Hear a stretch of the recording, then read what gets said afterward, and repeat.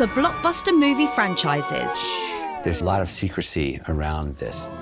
Only one came into being, not because of a Hollywood executive And I had no idea how huge it was going to be. or an inspired filmmaker, Set and action! Chris Columbus was the master. or even a brilliant author, It was the purest stroke of inspiration I've ever had in my life. but because of children. You're Harry Potter. Every kid knew about Potter. Overnight, it was everywhere. We're bigger than the Bible. It started with the first-time author's debut novel I'm a what? A wizard. and became not just another movie franchise, Sort of exciting, isn't it? It really was like a family. Mark. but a temporary home for three unknown kids Dan, Rupert and Emma, they were committing to 10 years. who had no idea Quite a few of them had never done film before.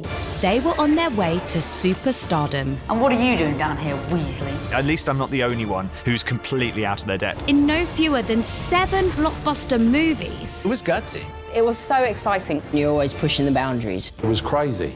This is the story of the adults in the room The studio was worried that this could be too scary. It was never a done deal. They were caught between a rock and a hard place. who listened to the kids Who are going to tear you apart. They wanted people to believe in the magic. and may even have occasionally acted like kids. They sacked everyone. They actually put a baseball bat on the table and said, "You know what this is for?"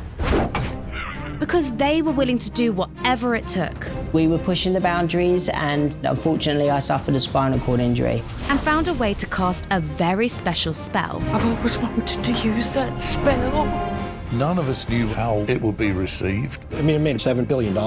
The stuff that dreams are made of. That created the only kids' movie franchise They're your best critics. demanded by children, His daughter was very insistent. We should make a movie out of it. made by children, They ended up having to get permission from the parents to shave him at 11. The actors are now getting older, their acting is changing.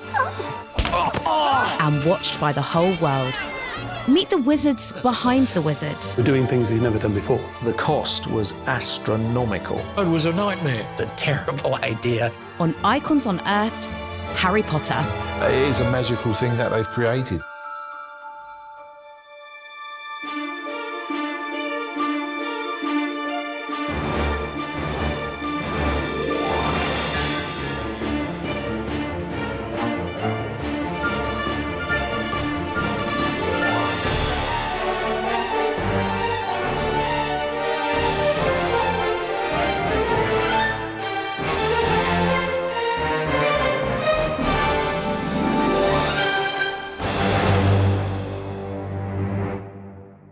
It's Harry Potter.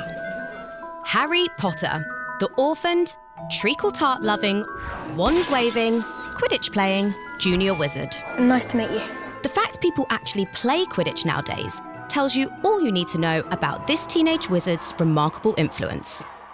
But before the Golden Snitch made way for box office gold, the story of Harry Potter begins not with a boy wizard riding a broomstick, but with a young mother riding a train. Not the Hogwarts Express, rather all stops London to Manchester in 1990. I was a single parent, very, very broke. This young mother of one named Joanne might not have had money, but all of a sudden, on that train between London and Manchester, she did have an idea. Just staring out of the window, and the idea just fell out of nowhere. It was the purest stroke of inspiration I've ever had in my life. She just sat there and sort of ruminated on the idea of this 11-year-old boy and all the strange things that were happening to him You're a wizard, Harry.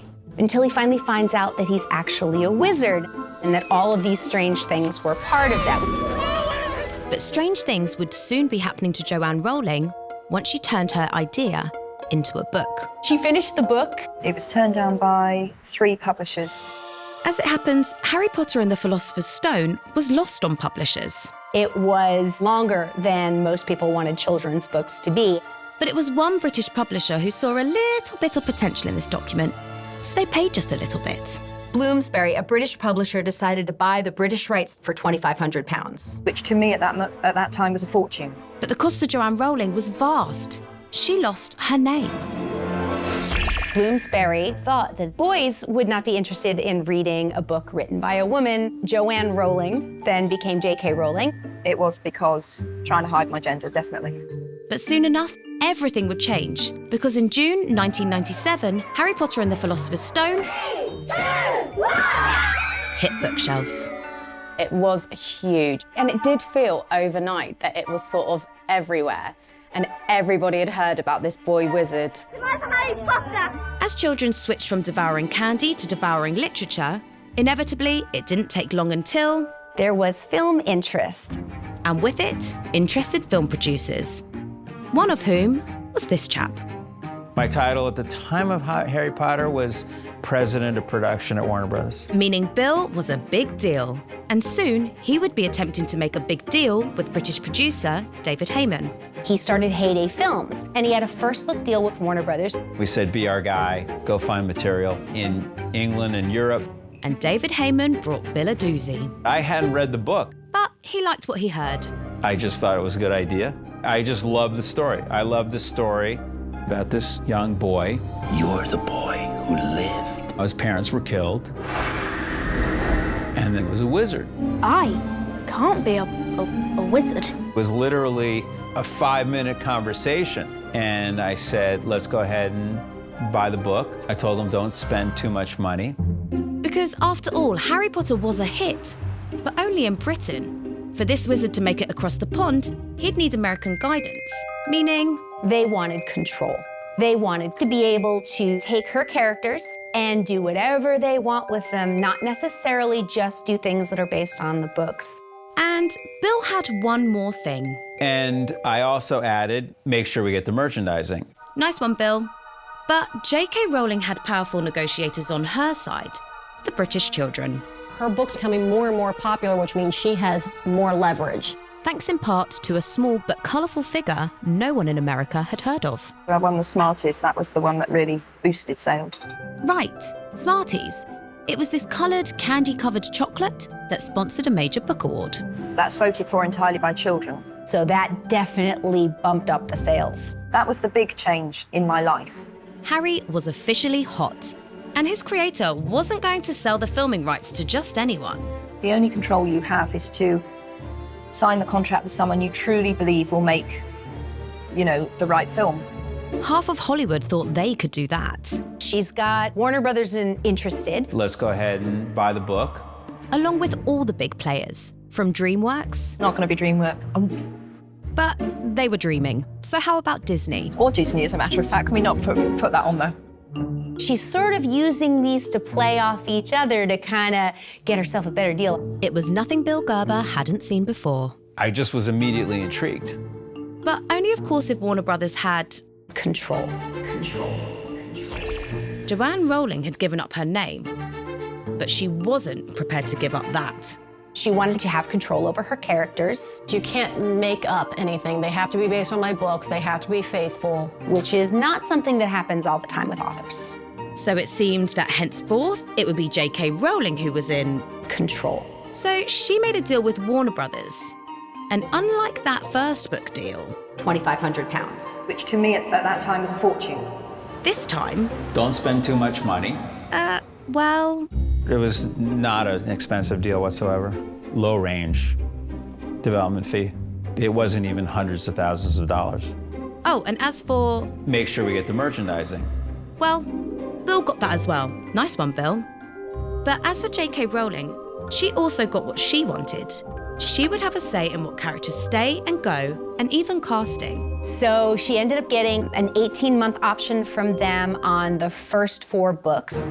And as far as J.K. was concerned, the first 4 were just the start. From the start, I'd envisaged it as a 7-book series, which would see him through wizard school and then he'd be a fully qualified wizard at the end of it. The whole thing was going to be renegotiated with the 5th book. Meanwhile, Harry's first book, with sorcerer swapped for philosopher in the title, The Sorcerer's Stone. The what? Finally hit American bookstores in 1998, under the publishing house Scholastic. This book was off the charts. And it certainly seemed that Bill Gerber and Warner Brothers had something big on their hands. In fact, it was bigger than big. It was a phenomenon bigger than anything in my lifetime other than, the Bible.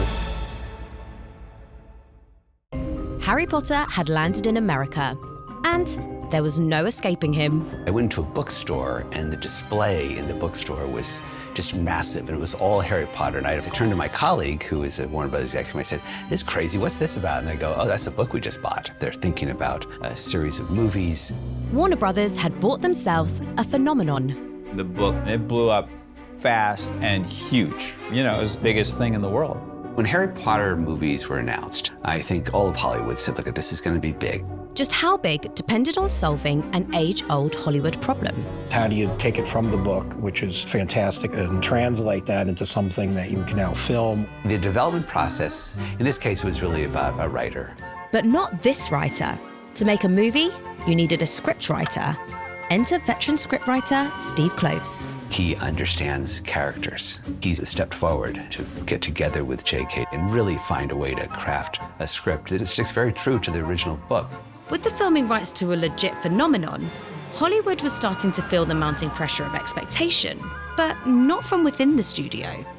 The very first time I heard about Harry Potter was from my daughter. Producer Michael Barnathan and his longtime collaborator, director Chris Columbus, were both hearing rumblings. Simultaneously, Chris's daughter was also being read the book, and his daughter mentioned we should make a movie out of it. Even in the upper echelons of Hollywood, Harry Potter was a phenomenon driven by children. His daughter was very insistent and really pushed him. He read the book and flipped, and he said, we got to find out if we can get involved. But of course, Chris Columbus's daughter didn't make the decisions at Warner Brothers. Every major director was asked if they were interested in it. But there was one name who, let's be honest, would be at the top of anyone's list. Steven Spielberg was interested, so it was kind of like, okay, too bad. He's a perfect person to direct it. Perfect, but only if he actually wanted to do it. Spielberg said, I don't want to direct it. It'll be like shooting ducks in a barrel. Well, as they say, never work with children or ducks. So it looked like Steven Spielberg was out. Chris was like, wow, that kind of changes everything. His agent had said, I can get you in for a meeting, but there's about 10 directors, all A-list directors, who are having meetings with Warner Brothers. Chris Columbus sprang into action. And he started looking at Steve Kloves' script, making notes, and kind of figuring out what he would do with the film. But he also had a plan for the pitch. And he said, just get me the last meeting. I want to be the last director. They say timing is everything, but Chris also had his annotated script. He goes, should I show them the script? I said, no, do not show them the script. Tell them you did it. Do not give it to them. He was there for about an hour and a half pitching, and he got to the end, and he pulled the script out of his briefcase, and he said, by the way, everything that I just told you is in here. Put it back in his briefcase, stood up, and left the room. And we had heard later from David Heyman that everyone was like, oh my God, that's crazy. We have to get our hands on that. How do we get our hands on that? Well, there was one way. He said, offer him the movie. And, you'll get it all. The plan worked. I'm up here, you morons! And Chris's experience working with children didn't hurt either. He was hired to direct the first Harry Potter film, and possibly more. I'd envisaged it as a 7-book series. Warner's had said they were hoping to make all 7, as long as she wrote them in a timely manner. Chris wasn't just taking on a huge production. He was taking on a legion of passionate adolescent fans. A book like that, the fans are so dedicated. And even if most of them were kids, they were terrifying to these adults. If you don't get it right, you're always aware that there's this network of fans who are going to tear you apart. Chris was always thinking about the kids. Having obsessed over this book, he didn't want them to see the movie and go, what is this? And the pressure was only mounting as the legion of fans expanded. In the time of deciding to make the movie and prepping the movie, the book series just continued to grow and grow.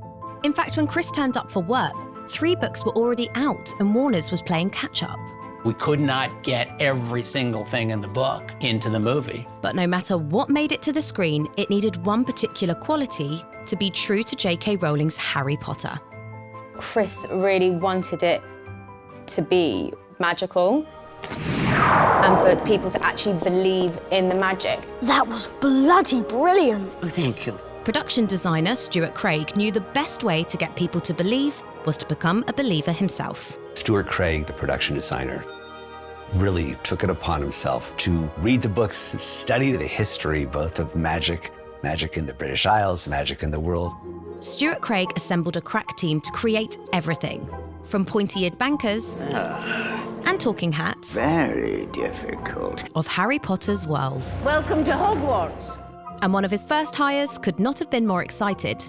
I turned down Harry Potter 3 times. And it was a case of, I only want to do this if I can put my mark on it. I had no idea what I was getting into. Nick was worried he might be working with a bunch of Muppets. And he was kind of right. Just so you know, we're also talking to Henson's. That's Jim Henson's Creature Shop. Henson's wanted to do various characters. You know, they're saying, oh, Henson's want to do the unicorn. I want to do the unicorn. They say you could do the snake. I don't want to do the snake. I want to do the unicorn. And it was going around. Anyway, we arrived at a place where both Henson's and I were happy. And we did get the unicorn. But the challenge of creating the unicorn was nothing compared to the most important decision in the history of the potential Harry Potter franchise. That being casting. To select the characters in the books, one heck of a job. And to make matters even more complicated, She wanted to have control over her characters. J.K. Rowling would need to sign off herself. Jo Rowling really wanted a largely British cast. She wanted the film to have British roots. Especially when it came to the most important decision in the entire franchise. Who would play Harry Potter? Whoever was going to play this kid had to live up to the words on the page. This boy will be famous. It was a massive, massive decision to make. Casting for Harry Potter would be unlike any movie before it. The team on the film understood what the audience was going to want out of this movie. They really wanted Harry and Hermione and Ron to have a relationship that they could connect with. That's the important bit, especially Harry. And it wasn't just one choice they had to get right. They were looking down the barrel of potentially 7 movies. Chris Columbus knew he had to have characters that would be able to go right through the whole 7 films. Kids are the hardest thing to cast. The producers decided they needed to ask the fans. They went to every single school, it feels like, in the UK. Struggling to find just the right cast for Harry Potter, Chris Columbus cast a very wide net. He even asked British schoolchildren. They said, look, if you're a Harry Potter fan and you like acting, write to us, send us a photograph of yourself. Chris Rankin knew he had the right hair, if nothing else. Red hair and a hand-me-down robe. You must be a Weasley. There's only one part, really, a 16-year-old ginger could play. All right, Percy. Percy. Percy Weasley, that is. Ron's older brother. And I thought, why not? What have I got to lose? Gryffindors, follow me, please. Chris was just one of many young, hopeful, red-headed actors. But it wasn't his hair that stood out at the audition with the director. So we did Percy taking the first years to the common room. Password. Caput Draconis. Chris Columbus was reading the other parts. Almost Mrs. Doubtfire-esque voice. Euphigenia Doubtfire. Going, password? I'm going Caput Draconis. Yes. I think the 3rd time through. Password. I went Caput Draconis, and he went, no, the password has changed. The colour must have just drained from my face, but like a light bulb switched in my head. Dumbledore would have told me if the password had changed. And there was this sort of ripple of laughter from behind the camera. And yeah, 2 days later they rang and went, yeah, you got the part.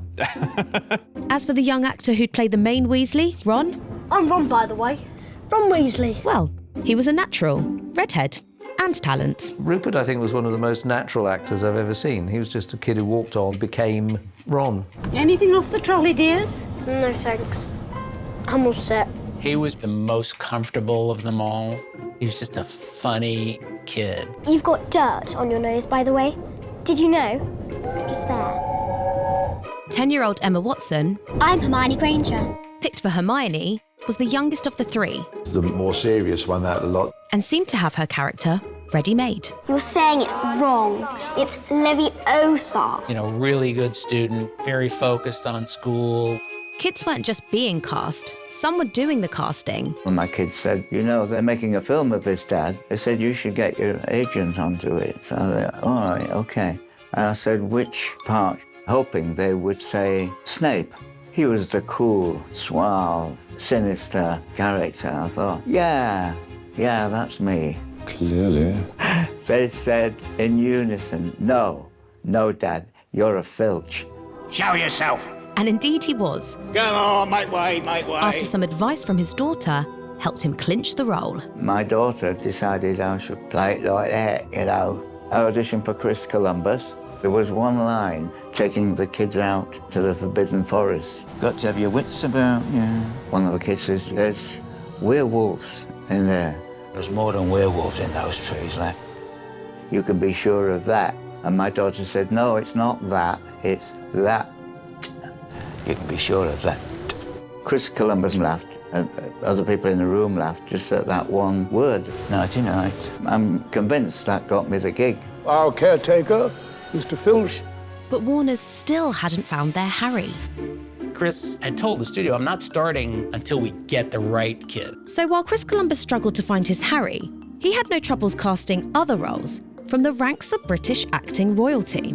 From Dame Maggie Smith, Professor Dumbledore would like to say a few words. Richard Harris, and Alan Rickman. Oh, that's Professor Snape. To Robbie Coltrane. Whoa! As Hagrid the Giant. Keeper of keys and grounds at Hogwarts. Production designers discovered the casting of Robbie Coltrane as Hagrid had given them a big problem. How do you make Robbie Coltrane 8 feet tall? Well, here's how. Why don't we just get the biggest bloke we can get, put him on stilts, and turn him into a scaled-up version of Robbie Coltrane? Half your cast is under 4 feet tall. If you just had the lower half for half your shots, and there's no visual effects, it's all just practical. No one could deny that sounded very practical. Let's go. But if there was one thing Harry Potter needed, it was visual effects. We wanted to do as much as we could in the UK, but at the time, the UK visual effects business just wasn't big enough to handle the scale that was needed. Producers found their man in the US. So they were the ones who kind of came to me and said, would you be interested? Robert was used to dealing with Titanic visual effects briefs. I'm flying! And I had done Apollo 13 and Titanic. But even compared to Titanic, what Harry Potter needed in visual effects was truly Titanic. Harry Potter, that might have 1,500 visual effects shots. So many, it was easy to lose count. My memory of it was like 1,700, which was outrageous. Like, you know, Jurassic Park was 60. There's a dinosaur.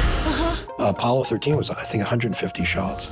Titanic was 500 shots. Harry Potter was shaping up to dwarf all previous epics. We had a very short period of time to pull it off. Top of Robert's list was something every Potter fan wanted to see. Rough game, Quidditch! Turning a game millions of kids had imagined into a match worthy of the name Quidditch. The Quidditch match became one of the most difficult things. Quidditch is great! Best game there is. Hogwarts' favourite sport was a form of polo that looked like, well, how did it look? How to make broomstick flying look real. Because broomstick flying on film had a bad reputation.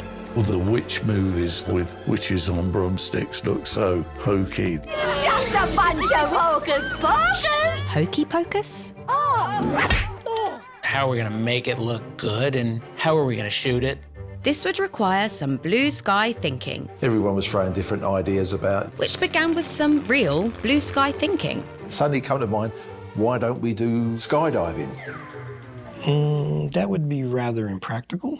That got quashed very quickly. There'd be no people jumping out of planes on this film. What can you do? It's like, at some point, you can't do anything. It's a kid. It has to be safe. It has to be something that they can accomplish. Grip it tight. You don't want to be sliding off the end. We had to completely reassess how we did effects.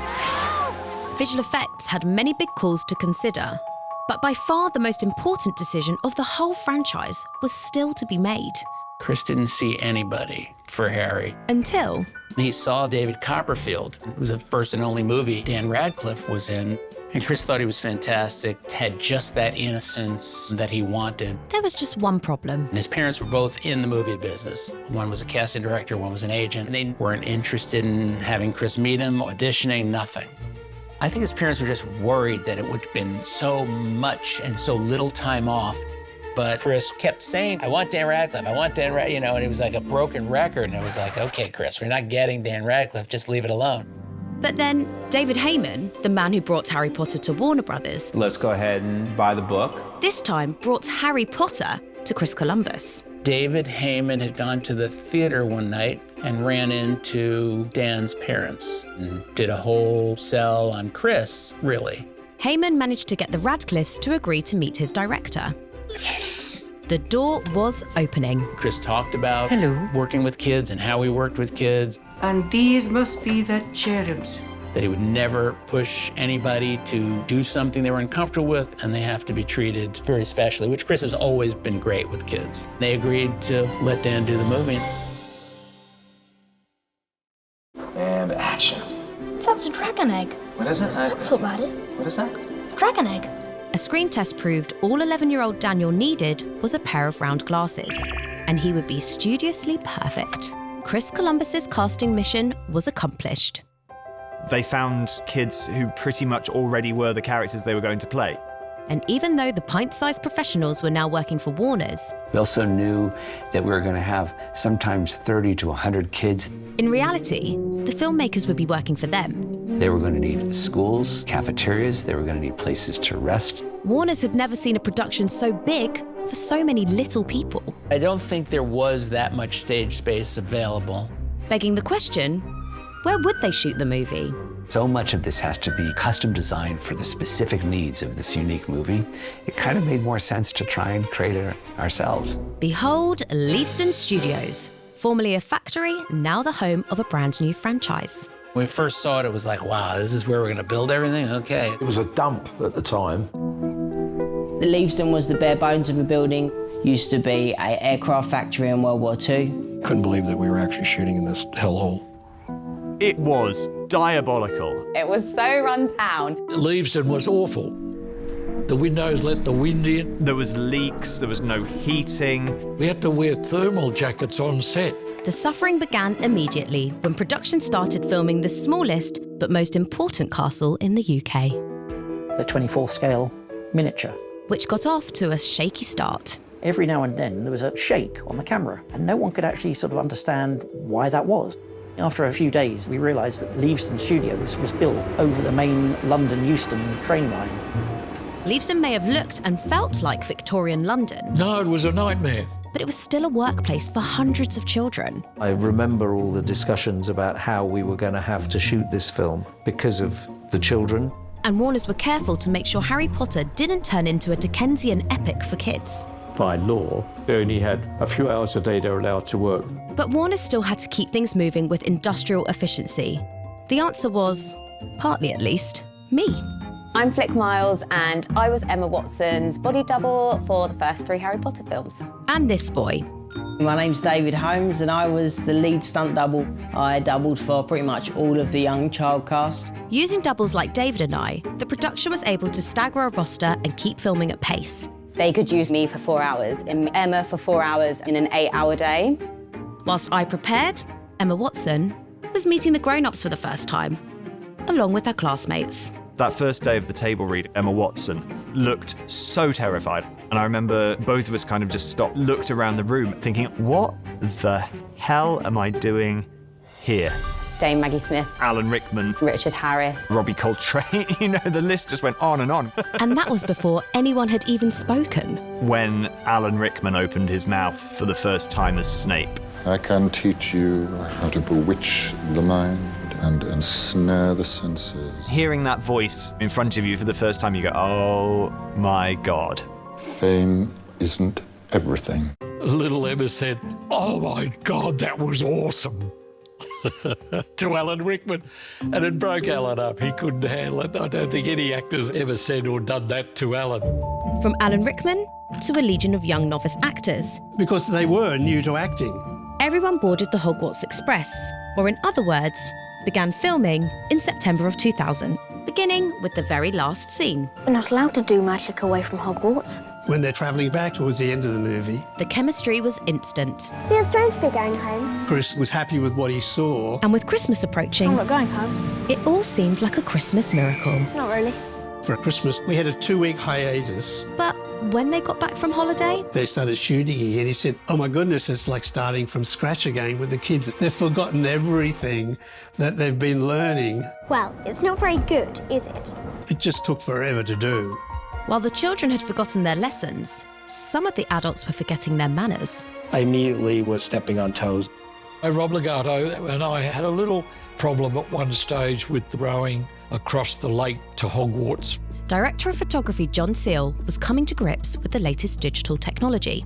Hogwarts is hundreds of feet in the air. You can be looking everywhere. There was a new system came out that allowed the blue screen to have an image on the director's monitors. To do that, it had to be lit in a certain way, and those lights didn't allow me to light the scene the way I thought it should be lit. Whatever the camera is, he'd be here. But Robert needed those lights to make his plan for CGI work. They could do something that to their eye appears to be okay, but it's not. When you comp it together, you'll discover what it is. Reset, please. Each man tried to make the other see the light. I felt that we had to pull lights out of the ceiling. Where I didn't agree with the plan, I had to pull rank. And so they did the stuff that to their eye looked good. And we were able to then light it the way I wanted to light it. It doesn't work for me. But Robert and John weren't the only two having problems on set, because Nick was facing one very big, pointy problem with that unicorn he so desperately wanted to create. It's a dead unicorn. But we built this thing. And after having wrangled the creature from Jim Henson's creature shop, now perhaps it was Nick who felt like a muppet. It weighed so much that it had to be hung on wires on a massive steel frame on wheels. We had realised that this metal frame we'd built was about 4 inches higher than the only door out of the room. Very quickly, one of my guys got a sledgehammer and knocked out the top of the door completely, bricks everywhere, so we could get it out of the department. In another corner of Leavesden, the shoot was on fire. The candles in the main hall were all live candles. These floating candles all had burning flames, all hung on little wires. Looked great. Lighting them was a logistical nightmare. I think there were about 1,600 candles. 450. I stand corrected. We started filming. Now, the one thing we hadn't banked on were the holes in the building. And it was blowing the flames of the candles onto wires that the candles were hanging on. They're moving. 10 minutes in, the first candle fell on the table. It was worrying. Within minutes, another one fell, and then another one. And the terror was that it would hit somebody. Move the candle. Okay. Candles will move again. Oh my God, the candles in the Great Hall. Absolutely an error. The solution was as simple as extinguishing a candle's flame. They didn't last long. And then I remember them suddenly all being gone. Visual effects guy said, you know, look, we can do it. It's not that hard. And they CGI'd them, which always annoyed me a bit. When it came to safety on set, the adults were in charge. But when it came to the canon of Harry Potter, the kids laid down the law. When I met children, they would say, is this scene still in the film? Is this scene? And I realised that they wanted to see the book on film. And the kids were about to make their voices heard. Harry Potter may have sold more books than the Bible, but for the kids, these books basically were the Bible. And for these dedicated followers, there was no artistic interpretation allowed. Chris loved having kids come to the set. Susan Bones.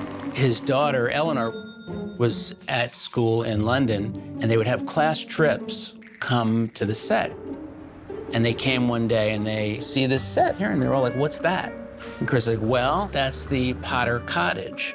And they were like, Potter Cottage? There's no Potter Cottage in the book. Chris explained that there was something that Joe Rowling had written that took place in the Potter Cottage and ended up cutting it out of the book. And the kids all thought this was a terrible idea. The children had spoken. Why would you do this? And Chris was really disturbed by it, thought about it all night, came in the next morning and said, I don't think we should do the same. Kids on set were ready to police every detail, right down to the makeup. I was there on set with my son. We were shooting. It's the first time you see his scar. Joe, my son, started pulling on me. I said, what? I said, shh, what? And he said, the scar doesn't look right. And I was like, okay, Joe, And Chris overheard, a little commotion. He goes, "What's going on?" I said, "Joe doesn't think the scar looks right." And he looks at it, and he goes over and looks at the scar. He goes, "Joe's right." He stopped shooting, took a half hour, had all the makeup people come on, reworked the scar. He's like, who knows better than the kids who obsessed on this book? They're your best critics. They know what they believe and what they don't believe.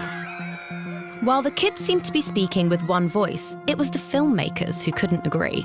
There was some air of suspicion. Everybody was kind of nervous and covetous of their particular area. That was something learned by the man charged with piecing Harry Potter's many parts together. My name's Richard Francis Bruce, and I was the picture editor on Harry Potter 1. Richard was cutting Harry Potter at Leavesden while filming was taking place below his suite. That was good for Robert, who decided he had his own ideas on how to edit the movie. Ideas that have been good enough for other directors. When I do stuff with Cameron and Ron Howard, I discovered there was an editorial sort of trick to give something impact. And it worked and everybody liked it. And so it was like, well, that's one of my tricks. And so I normally was free to go, oh, well, if we cut it this way, this will look better. We came back from lunch one day, and one of his people was in our cutting room doing some stuff, change settings and things. And my assistant was like, what? You just changed everything. What are you doing? I was used to kind of being a part of that. While his visual effects supervisor clashed with his editor, Chris Columbus maintained total control on the set. Every line of their performances, especially in the first movie, was Chris pulling it out. The number of takes, sometimes you could spend a fortnight on a 2-page scene. His cast was naturally learning on the job. I'd never been in a film before. I was so unaware of how things happened. We just didn't know what we were doing. We were kids. But the director had them learning fast. Okay, relax. He has this knack of getting genuine work. Everyone knows it's the dark arts he fancies. Out of kids without even realising they're acting.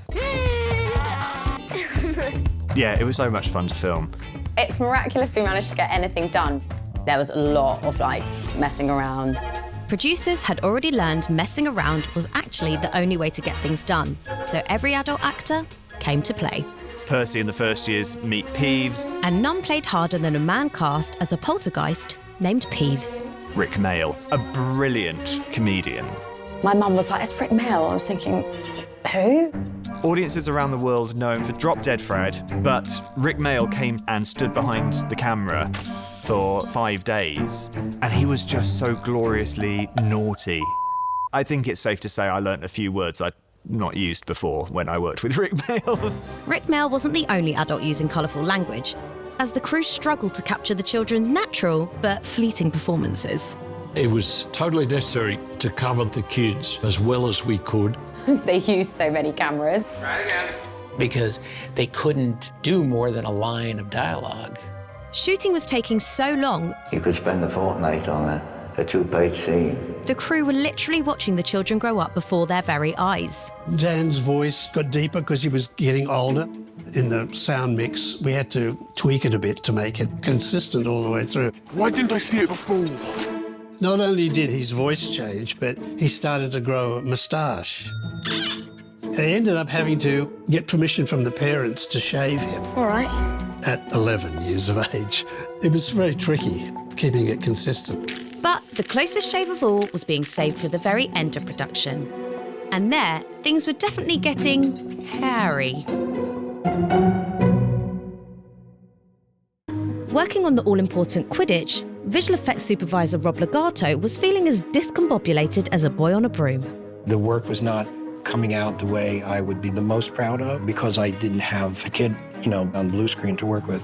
And as both visual effects supervisor and second unit director, Rob Legato had a lot of responsibility.